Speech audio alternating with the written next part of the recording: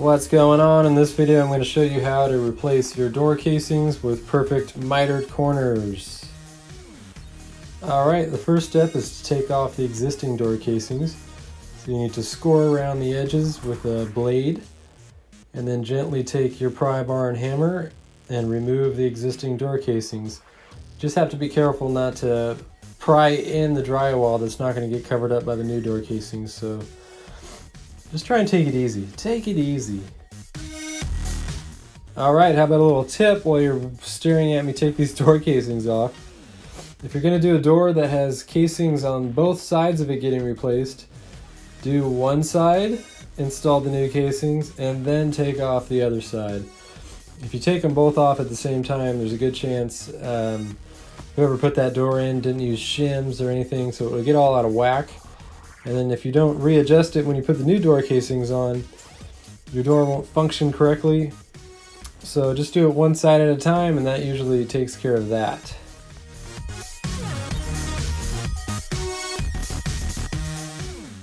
Alright, good job. You got the door casings off. Now it's time to clean it up a little bit. Take a sharp chisel. I use the DeWalt one. I really like it for this and doing crown molding. And just go around and remove the old caulking that's still on the door jamb. Alright, it's finally time to cut something. So you're going to want to measure the left and right side and the top, and I add a little bit on there. So if it's 81 inches on your measurement, make it 81 and a half. Cut a 45-degree angle on each of them. And then we'll bring it back in there and mark them off.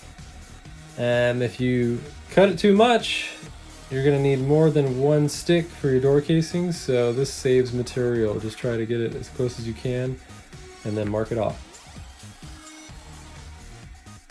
Alright, you've got your door casings cut a little bit longer than what you need.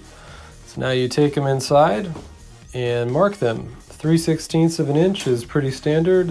You can just use the old caulking lines if those look good, and mark where you're going to make your cuts.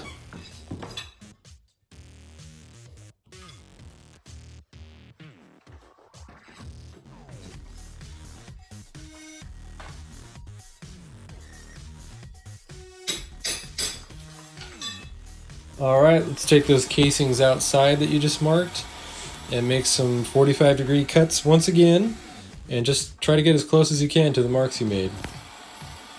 And remember to make a weird squinty face while you're cutting.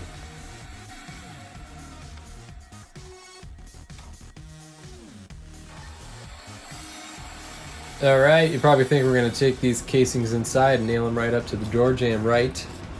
Well, we are, but not right now. First, we're going to glue them together with 2P10. I use the thick version, thick. And this is basically a super glue with an activator. So you put the glue on one side of the door casing, spray the activator on the other side of the joint, hold them together, and in just a few seconds, you have perfect mitered corners. So then we carry them in, and it's already done. You just line it up on the door and nail it off.